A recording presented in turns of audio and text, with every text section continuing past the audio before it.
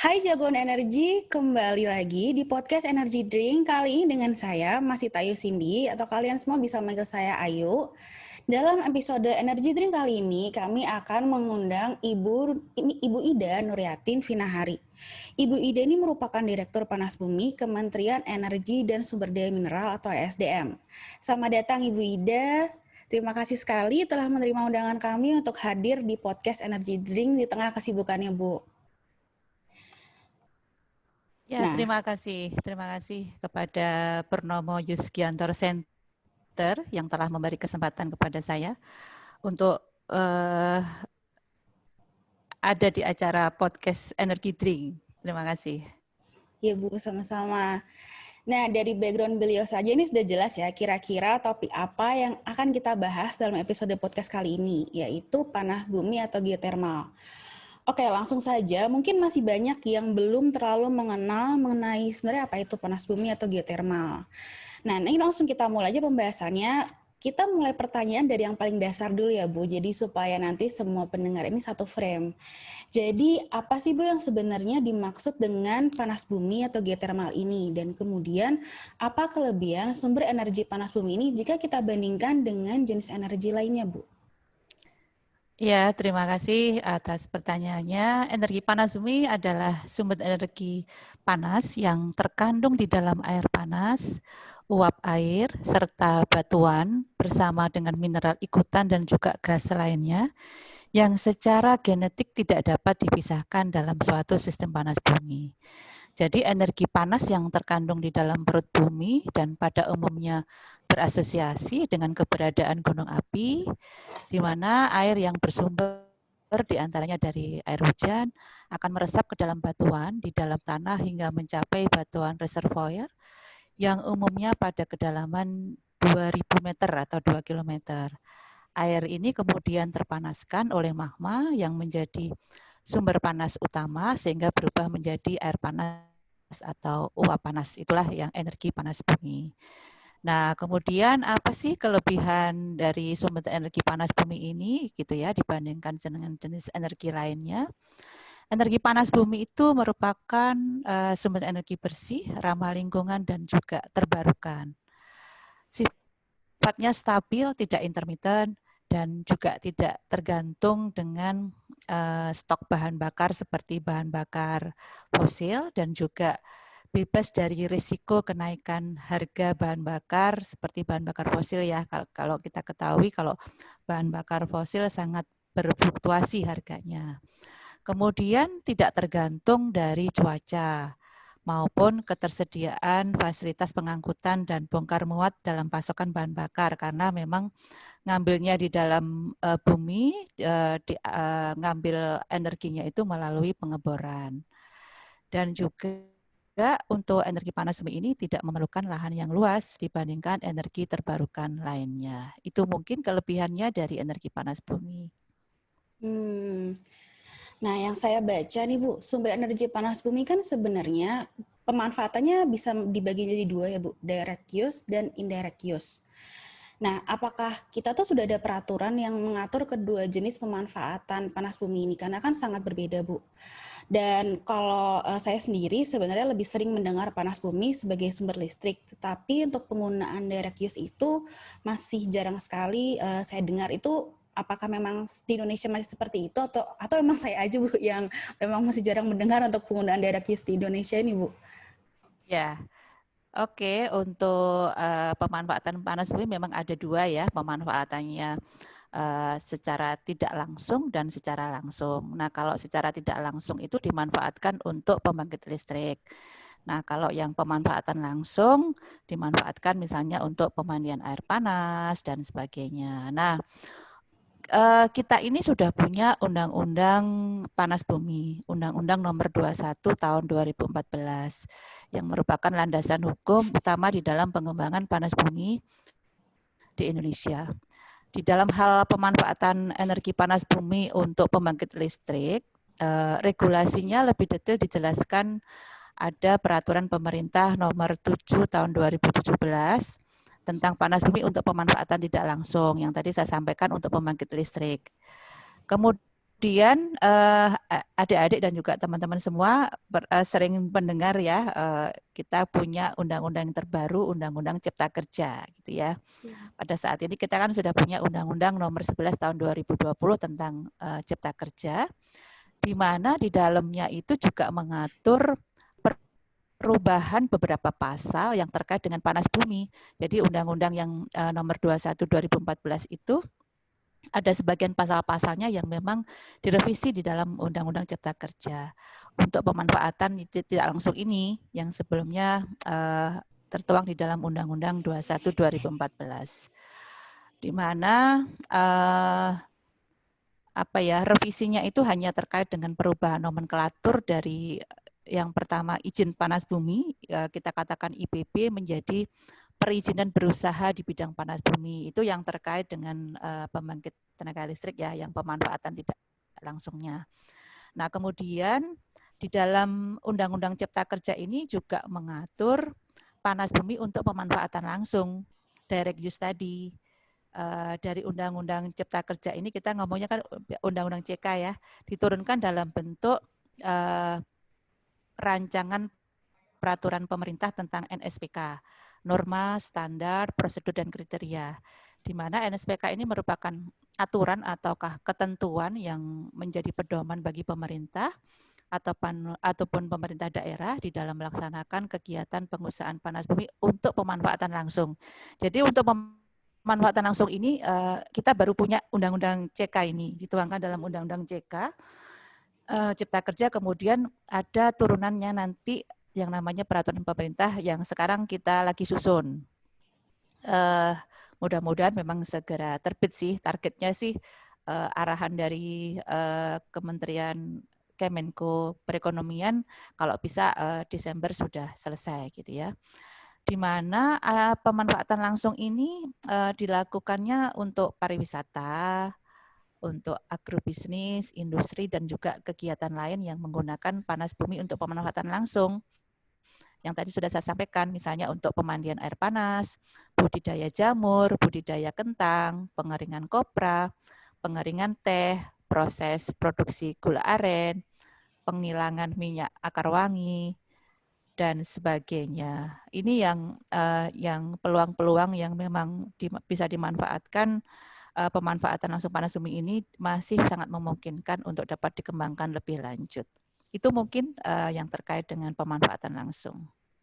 Berarti memang pemerintah saat ini sedang berusaha untuk meningkatkan penggunaan panas bumi secara langsung ini ya Bu, melalui peraturan presiden ya Bu? Ya, betul sekali. Peraturan presiden. Peraturan Berarti presiden. kita tunggu mungkin sampai akhir tahun ini kalau sudah keluar, semoga tahun depan panas bumi dapat digunakan tidak hanya untuk pembangkit listrik tapi juga yang lain-lain gitu dari GIOS. Ya. Nah, mengenai pembangkit tenaga listrik, Bu, pemerintah kan sebenarnya sudah mengeluarkan target pemanfaatan energi panas bumi hingga 7.000 megawatt pada tahun 2025 dan 10.000 megawatt pada tahun 2030, Bu. Ini sebenarnya apa yang melatar belakangi pemerintah untuk mengeluarkan target yang dapat dikatakan cukup ambisius ya, Bu, ini cukup besar sekali. Sebenarnya latar belakangnya seperti apa sih, Bu? Ya, mungkin sudah sering mendengar ya bahwa target energi baru terbarukan di tahun 2025 sebesar 23% gitu kan. Kemudian di tahun 2050 sebesar 31%. Memang ini dasarnya adalah target yang sudah tertuang di dalam Bauran Energi Nasional, yang tertuang di dalam Peraturan Pemerintah Nomor 79 Tahun 2014 tentang Kebijakan Energi Nasional, dan juga tertuang di dalam Peraturan Presiden Nomor 22 Tahun 2017 tentang Rencana Umum Energi Nasional. Dan untuk panas bumi sendiri ditargetkan memang bisa berkontribusi sekitar 7.200-an malah di tahun 2025 dan 10.000 di tahun 2030. Nah, memang saat menentukan target ini salah satu yang melatar belakangi adalah tentunya ada PDB, ada pertumbuhan ekonomi dan sebagainya ya, pertumbuhan kebutuhan pembangkit listrik itu pun juga menjadi pertimbangan pada saat itu, di mana pertumbuhan ekonominya Indonesia 7-8% pada saat mencanangkan target target sebesar 7.200 megawatt ini di tahun 2025. Kemudian ini terus kita sesuaikan targetnya tentunya di mana pemerintah juga telah menyusun roadmap pengembangan panas bumi Indonesia ini yang merupakan rencana pengembangan proyek-proyek PLTP untuk mencapai target-target tersebut. Jadi memang kita upayakan untuk mencapai target tersebut dengan tentunya beberapa program akselerasi ya. Itu mungkin Mbak terkait dengan target-target pemanfaatan panas bumi di tahun 2025 dan juga 2030. Berarti ini tadi kan mengikuti prediksi pertumbuhan ekonomi ya Bu ya, 7-8%. Nah saat ini kan kita belum mencapai itu dan kemungkinan karena COVID juga jadi berkurang. Ini berarti targetnya nanti masih akan diupdate atau akan tetap menggunakan target yang ini sih Bu? Kalau target sesuai dengan regulasi yang ada, pastinya akan tetap berpatokan kepada peraturan pemerintah ini ya, selama peraturan pemerintahnya belum direvisi gitu ya. Tetapi kita tahu bahwa saat ini kita dalam masa pandemi COVID gitu ya, dan sebagai gambaran saat ini kapasitas pengembangan PLTP di Indonesia ini telah mencapai 2.130,7 megawatt atau sekitar 8,9% dari potensi panas bumi yang ada. Kita punya potensi sekitar 23.900 megawatt. Nah, memang pandemi COVID ini berdampak kepada perkembangan proyek-proyek PLTP. Di beberapa proyek misalnya pembangunan konstruksi PLTP mengalami keterlambatan yang diakibatkan adanya pembatasan sosial berskala besar, kita katakan PSBB ya. Hal ini juga berdampak kepada penundaan mobilisasi peralatan, tenaga kerja, pertukaran kru gitu, dan mobilisasi logistik dan lain-lain. Ini berpengaruh memang. Dan kemudian untuk menstimulasi kembali dan menggerakkan kembali proyek-proyek yang terdampak COVID-19 ini sehingga target 2025 dan juga 2030 dapat tercapai, pemerintah memberikan beberapa insentif ya berupa pengurangan pajak-pajak, diantaranya misalnya pembebasan pembayaran pajak PPh pasal 22 impor, wajib pajak yang melakukan aktivitas impor akan diberikan fasilitas pembebasan PPh pasal 22 impor selama 6 bulan, melalui surat keterangan bebas PPh pasal 22 impor kepada wajib pajak. Nah, kemudian selain itu juga pandemi COVID-19 ini juga berdampak besar pada penurunan pertumbuhan ekonomi dan juga penurunan pertumbuhan demand listrik. Hal ini juga membuat perlu adanya penyesuaian target pengembangan sektor ketenaga listrikan menjadi lebih rendah dan juga menyesuaikan dengan demand yang tersedia. Oleh karena itu, roadmap pengembangan panas bumi di Indonesia ini memproyeksikan bahwa target pengembangan PLTP sebesar 3.576 megawatt di tahun 2025, 7.780 megawatt di tahun 2030, 9.300 megawatt di tahun 2035, dan 10.000 megawatt di tahun 2040. Jadi kalau tadi dikatakan awalnya kita mentargetkan tahun 2025 itu sekitar 7.200 ya, megawatt, kemungkinan akan tercapai di tahun 2029 atau 2030. Ini 2030 targetnya 7.780 megawatt. Itu gambarannya. Itu berdasarkan roadmap roadmap panas bumi tadi ya Bu ya? Iya, betul. Itu sudah memperhitungkan COVID ini ya Bu? Sudah memperhitungkan proyek-proyek yang sekarang lagi berjalan, kita update serealistis mungkin gitu. Tapi untuk proyek yang sudah berjalan atau sudah dalam tahap PPA, apakah ada yang kemungkinan di cancel Bu akibat COVID atau semuanya hanya delay saja? Di cancel sih enggak, mungkin delay ya, delay misalnya rencana investasi di tahun 2020 gitu. Karena ada pandemi COVID tidak bisa melakukan menurunkan investasinya, mereka yang awalnya direncanakan di tahun 2020 akan dilakukan di tahun 2021. Itu beberapa proyek dilakukan seperti itu. Nah, kalau tadi kan berarti beberapa tantangan akibat ada COVID ini, Bu. Sekarang kalau misalnya tantangan secara general, Bu, sebenarnya permasalahan yang paling sering dihadapi dari pengembangan panas bumi itu apa ya, Bu, dari selama Ibu menjabat atau pengalaman-pengalaman sebelumnya? Ya, jadi memang pengembangan panas bumi ini meskipun kita punya banyak banget sumber daya gitu ya, tetapi memang ternyata tidak mudah gitu untuk mengembangkannya. Karena apa? Karena memang kita banyak sekali challenge-nya gitu, tantangan di dalam pengembangan panas bumi di Indonesia itu. Yang pertama, area prospek panas bumi berada pada prospek kawasan hutan konservasi dan kawasan Tropical Rainforest Heritage of Sumatera. Kita ketahui bahwa di kawasan hutan konservasi itu tidak semua area panas bumi boleh dikembangkan di situ di area hutan konservasi. Hanya di zona pemanfaatan yang bisa dimanfaatkan untuk pengembangan panas bumi gitu ya.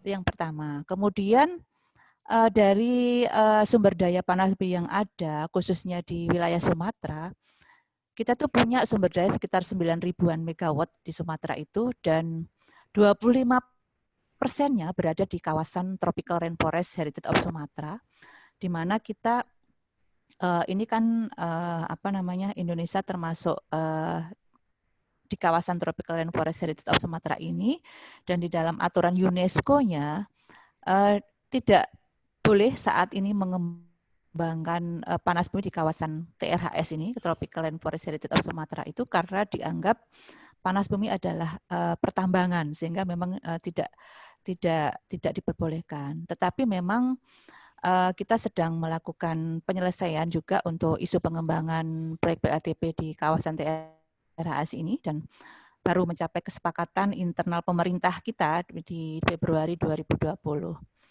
Kemudian juga itu yang pertama. Yang kedua, ketidaksesuaian nih antara cadangan panas bumi dengan perencanaan pengembangan yang disertai dengan keterbatasan demand kelistrikan di wilayah setempat. Sebagai contoh, kita ini punya sumber daya panas bumi yang sangat luar biasa, khususnya di NTT, khususnya lagi di Pulau Flores ya. Pulau Flores itu dari ujung timur sampai ujung barat, punya sumber daya panas bumi di setiap areanya. Sekitar 900-an megawatt lah ya sumber daya di sana. Tetapi dari sisi rencana pengembangan dan juga demand kelistrikan yang ada di sana, kemungkinan tidak butuh sampai 900 megawatt itu, yang dibutuhkan hanya sekitar 100 megawatt karena memang masih ada keterbatasan dari sisi demand-nya. Nah, ini juga mengakibatkan juga tantangan juga di dalam pengembangan panas bumi ini. Kemudian pertumbuhan ekonomi dan juga perkembangan kebutuhan listrik serta progres pengembangan infrastruktur ketegangan listrikan lebih rendah dari perkiraan RUPTL PT PLN. Jadi pandemi COVID ini juga menyebabkan penurunan pertumbuhan ekonomi dan juga demand listrik yang sangat signifikan. Kemudian tantangan berikutnya adalah sulitnya mendapatkan pendanaan, terutama pada tahap awal, tahap eksplorasi, di mana pada tahap awal pengembangan proyek itu, proyek PLTP ini masih memiliki risiko pengembangan yang sangat tinggi.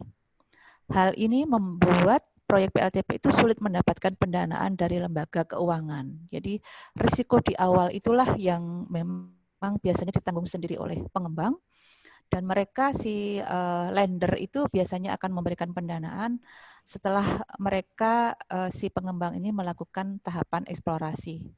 Nah, inilah juga salah satu tantangan di dalam pengembangan panas bumi. Kemudian juga adanya isu sosial, tidak jarang terjadi ya, tidak jarang menjadi tantangan pengembangan panas bumi di Indonesia. Karena apa? Hampir seluruhnya yang pengembang-pengembang lakukan ya pada saat di awal proyek, hampir semua yang dilakukan kita bahwa pengembangan panas bumi itu pasti akan melalui yang namanya isu sosial ini. Kita bisa memaklumi itu karena apa? Karena memang panas bumi ini berada jauh di gunung-gunung gitu ya, di pelosok-pelosok yang memang tentunya masyarakat di wilayah sana pasti ya tidak memahami apa itu panas bumi, dan mereka selalu mengkhawatirkan kalau terjadi bor, terus kalau misalnya ngebornya nggak dapat fluida panas buminya, kalau gagal, kalau seperti lumpur lapindo gimana gitu. Itu yang selalu dikhawatirkan oleh masyarakat sekitar, dan itu wajar banget terjadi. Itu kira-kira gambarannya terkait dengan tantangan di dalam pengembangan panas bumi. Berarti kalau boleh saya rangkum Bu, yang pertama itu seringkali terbentur dengan masalah environment. Kemudian demand yang mungkin tidak tidak sebanding dengan supply-nya ya Bu, karena kan panas bumi cenderung in situ, tidak bisa diekspor gitu. Kemudian masalah pendanaan, yang terakhir masalah sosial ya Bu. Untuk environment ini bukannya panas bumi itu dikeluarkan dari definisi sebagai salah satu aktivitas pertambangan ya Bu?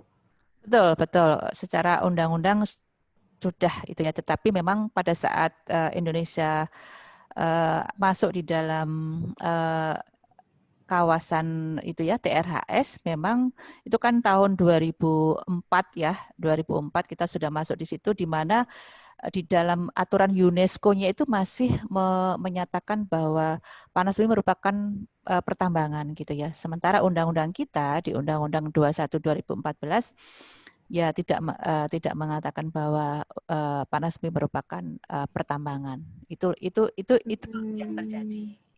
Jadi ada semacam perbedaan antara peraturan kita dengan UNESCO ini. Iya, betul. Berarti sekarang kita sedang melakukan negosiasi Bu, atau ya sudah kita tunduk kepada aturan UNESCO itu Bu untuk yang permasalahan environment?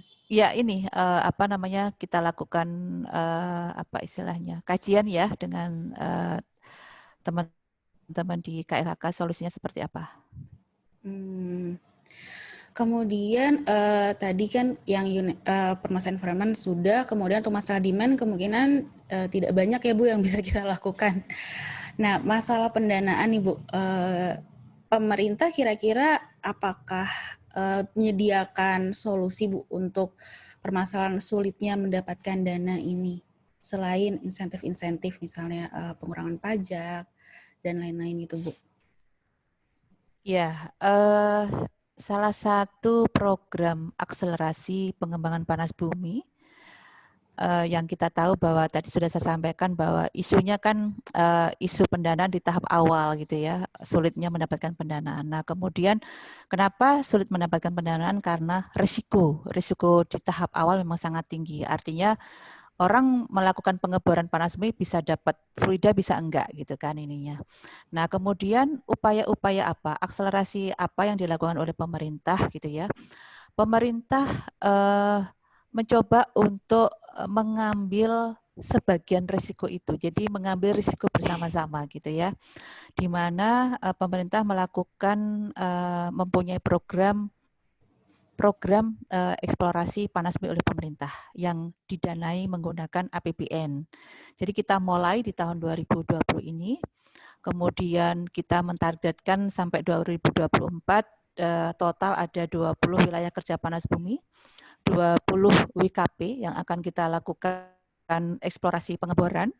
Setelah kita melakukan eksplorasi pengeboran, barulah kita tawarkan kepada pengembang. Jadi itu salah satu upaya untuk mengurangi risiko pengembangan panas bumi di tahap awal dengan melakukan eksplorasi panas bumi oleh pemerintah. Itu yang pertama.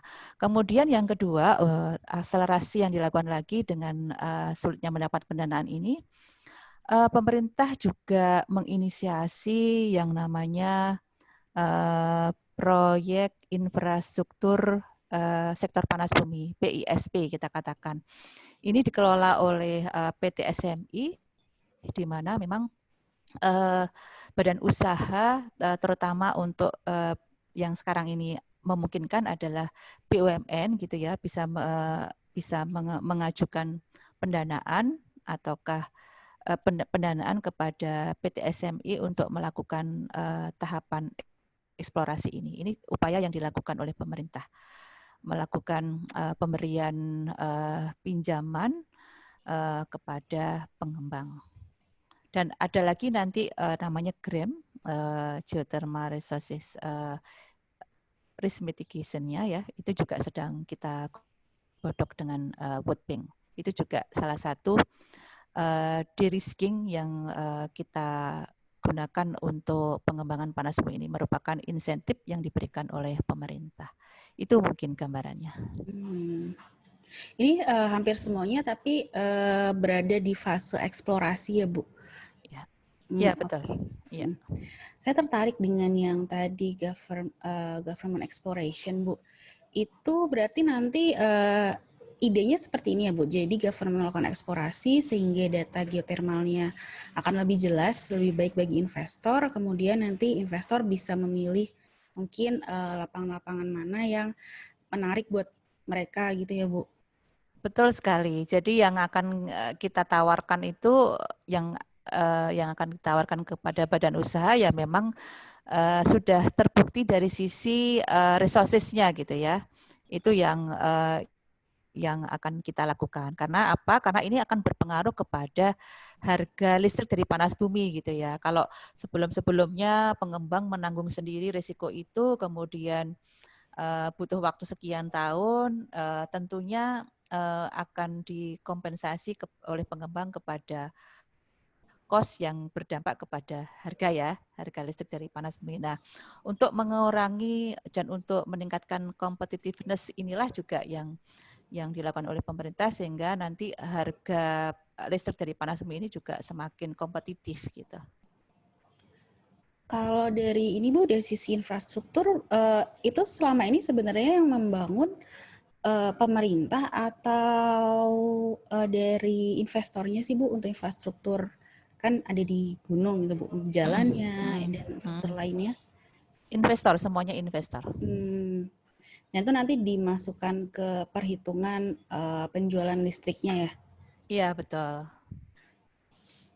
Oke. Nah, ini tuh juga saya melihat ada salah satu, sepertinya ini program unggulan ya Bu di sektor panas bumi, yaitu Flores as Geothermal Island. Ini apakah nantinya pengembangan panas bumi ke depan itu difokuskan ke Indonesia bagian timur Bu? Kemudian peluang dan tantangannya itu seperti apa kalau misalnya pengembangan geothermal di wilayah timur dan juga mengenai program Flores as Geothermal Island ini Bu mungkin bisa dijelaskan lebih detail lagi Bu? Iya. Jadi memang kita ini banyak banget punya sumber daya panas bumi ini. Yang terbesar ada di Sumatera dan Jawa, kemudian diikuti oleh NTT dan kemudian Sulawesi ya, gitu ya. Dan sekarang ini yang beroperasi sebagian besar memang berada di Jawa dan Sumatera. Nah, kemudian untuk yang Flores ini, yang tadi sudah saya katakan bahwa Flores itu dari timur sampai barat semuanya dia punya sumber daya panas bumi ini sehingga memang pemerintah menetapkan Flores itu sebagai pulau geotermal gitu ya. Kita punya keputusan menteri di tahun 2017 kemarin. Kemudian memang kita juga berharap Indonesia bagian timur juga semuanya bisa dioptimalkan untuk pengembangan panas bumi ini. Dan tidak hanya memasoknya ke dalam sistem kelistrikan utama ya, tetapi juga bisa mengisi kekurangan listrik di wilayah Indonesia bagian timur lainnya gitu. Karena kita ketahui bahwa sampai saat ini listrik untuk Indonesia bagian timur itu masih banyak dipasok oleh energi yang berbasis fosil gitu ya. Ini juga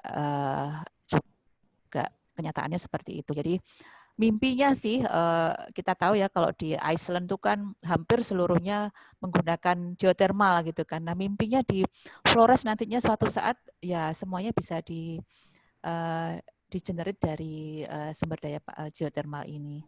Nah untuk saat ini pemerintah memang sedang menyusun master plan Flores Geothermal Island untuk kebutuhan energi suplai dan juga energi demand-nya sehingga dapat mengetahui kebutuhan dan juga menentukan arah pengembangannya untuk menjadikan panas bumi sebagai baseload khususnya di Flores. Itu Mbak ininya. Berarti Mimpinya ya. apakah sudah ada kira-kira rencana nih mau akan dikembangkan kapan gitu Bu, atau semuanya masih dalam perhitungan Bu untuk program Uh, ini? kalau Flores Geothermal Island ini sudah mulai ya, jadi sudah Oh, ada oke.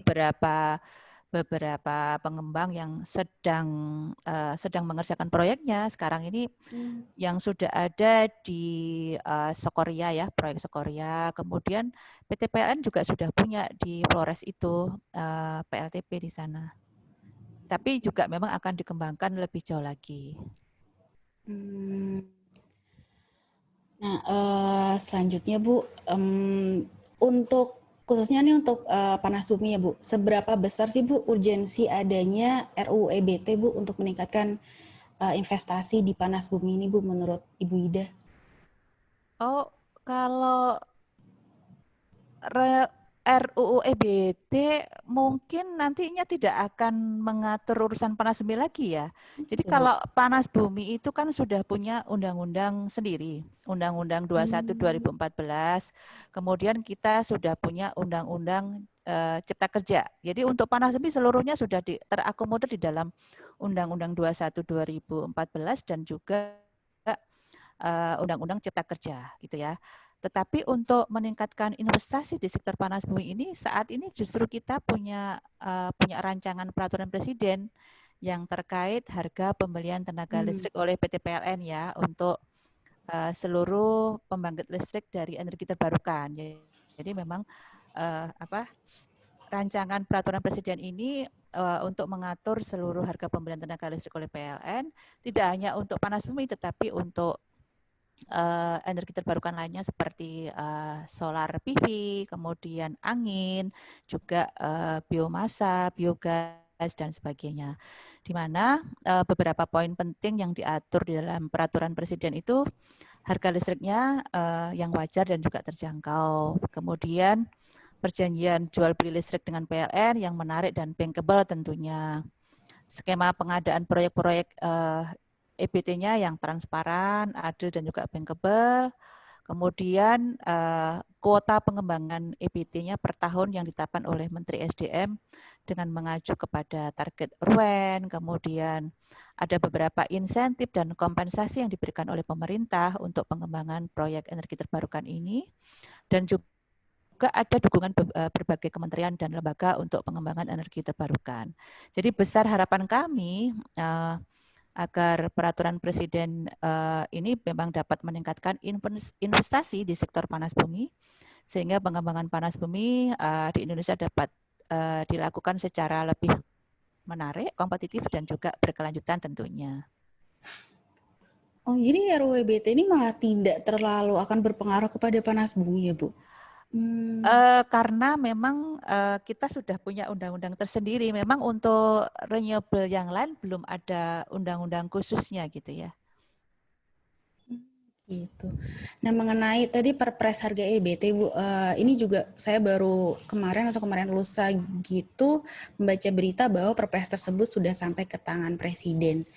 Kira-kira ada hint nggak sih Bu, ini kapan sih nanti diterbitkannya? Apakah akhir tahun ini atau gimana? Dan kemudian ada sedikit bocoran mengenai perubahannya dari yang dulu ke sekarang nggak sih Bu? Ya, kalau terkait harga jual beli listrik ini, memang benar sudah disampaikan kepada Presiden ya untuk rancangan perpresnya. Diharapkan memang tahun ini bisa terbit untuk perpres harga listrik dari pembangkit listrik energi terbarukan ini. Apa ini nanti kita masih menggunakan feed-in tarif atau ada kemungkinan bisa auction gitu ya Bu dari si kalau khusus untuk ngomongin panas bumi aja ya. Untuk iya boleh. panas bumi ini kalau dari sisi aturan Perpresnya kalau memang ada macam-macam ya, ada feed-in tarif, ada harga patokan tertinggi dan juga harga kesepakatan. Nah, untuk panas bumi menggunakan harga patokan tertinggi gitu ya. Terus yang membedakan dengan peraturan yang lama apa sih gitu ya? Peraturan yang lama kita punya yang namanya Peraturan Menteri ESDM nomor 50 tahun 2017 di mana harga listriknya berdasarkan BPP wilayah maupun BPP nasional. Nah, ini yang membedakan dengan peraturan presiden yang sekarang yang kita usulkan. Berarti nanti yang baru ini tidak berdasarkan BPP regional lagi ya Bu? Betul, betul. Namun berdasarkan batas atas tadi. Iya, betul. Oh, Khusus untuk panas bumi ya. Oke. Kalau beda kapasitas akan ada perbedaan lagi nggak Bu atau sama saja? Ada juga apa namanya beda untuk kapasitas kecil tentunya lebih tinggi ya harganya. Dan kan kalau yang tahun 2020 kemarin dari peraturan 50 tahun 2017 ada sedikit perubahan mengenai yang dari BOOT menjadi BOO Bu. Nah untuk yang baru ini apakah tetap akan BOO atau berubah lagi Bu? Kita nggak mengatur BOO ataukah BOOT ya di dalam aturan yang sekarang.